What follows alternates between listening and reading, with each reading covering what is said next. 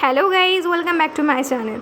দেখতেই পাচ্ছ আমার পার্সেল এসেছে এবং এই পার্সেলটা হচ্ছে 1 টাকার। Yes, you heard that right. এটি হচ্ছে 1 টাকার লিপস্টিক। তোমরা দেখেছো ফ্লিপকার্টে কুপন পাওয়া যায়, তো সেই কুপনে আমি পেয়েছিলাম মাইগ্ল্যাম্পের 3টা লিপস্টিক।